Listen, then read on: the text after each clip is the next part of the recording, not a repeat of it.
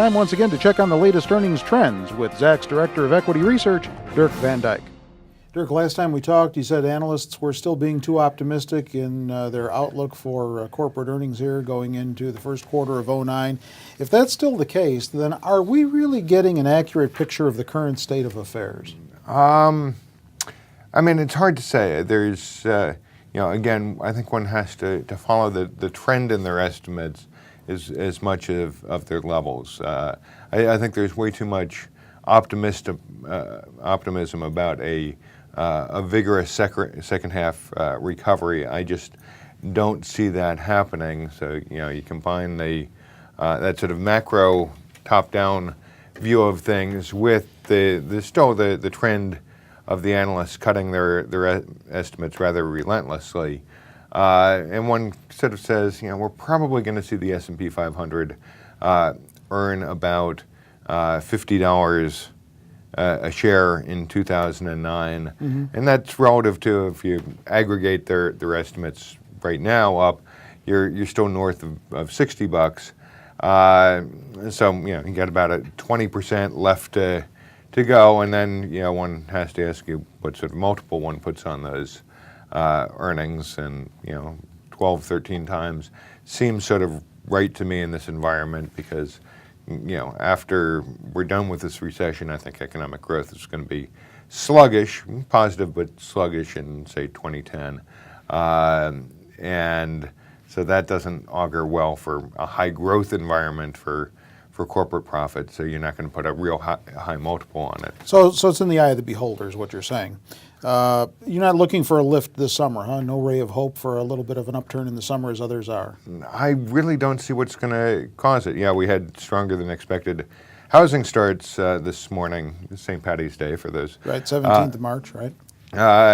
But we have this huge overhang of inventories. I mean, this I think was very bad news, but should help the first quarter GDP numbers simply by adding to the residential investment component. So builders' earnings are going to look like what here in 1Q?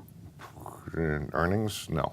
Non-existent. Non-existent, and will be for, all of 2009. I can't see any of the home builders making money. It's a question of do they survive and stay out of Chapter 11. All right, let's pick it apart. First quarter earnings dismal then for most sectors? Yeah, they'll be down for every sector. Small, single-digit declines in healthcare, consumer staples, and electric utilities.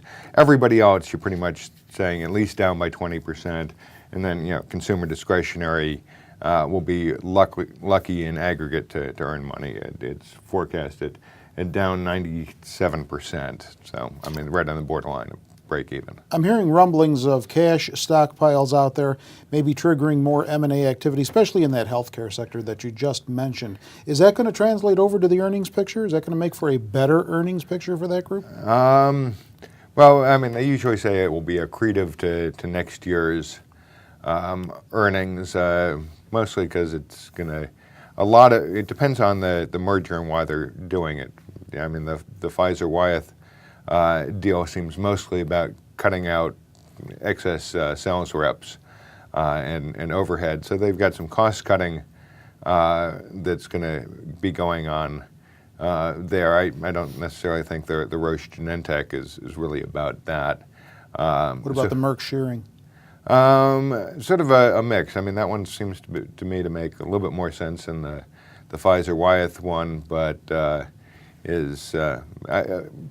probably has more to do with the cost cutting, which may help the earnings in that sector, but it's sort of marginal at best. Marginal at best. I think it's more of a consolidation play than a real driving of earnings growth going forward. Now, it is interesting that once you see something happen in an industry, more tend to follow in that industry. It's not like they're randomly distributed. So I would not be shocked to see another healthcare merger. Bristol Myers, for example, might get gobbled up by somebody or something like that. Okay. Overall, first quarter decline by how much of earnings? First quarter decline, total net income should be down by about 35%. Now that's better than the over 60% decline that we had in the fourth quarter, but a lot of that was driven by AIG. You know, let us pray that they don't lose another $60 billion. Yeah, we don't want to even get into that discussion at the moment. Are you looking out to the second quarter yet, or you just have all you can do to handle first quarter? We've got the initial read on the second quarter, and total net income for the second quarter is not going to be much better than the first quarter, currently forecasted at down 29.2%. So again, pretty dismal. But then, if you look at the... But improvement, though. Marginal improvement, but improvement. Yeah, but it's also earlier and the trend is still down. So, you got to see how it plays out from here. But then if you look at the full year numbers, right, we're only looking at down about 11% from 08. Again, that's implying this big rebound in the second half.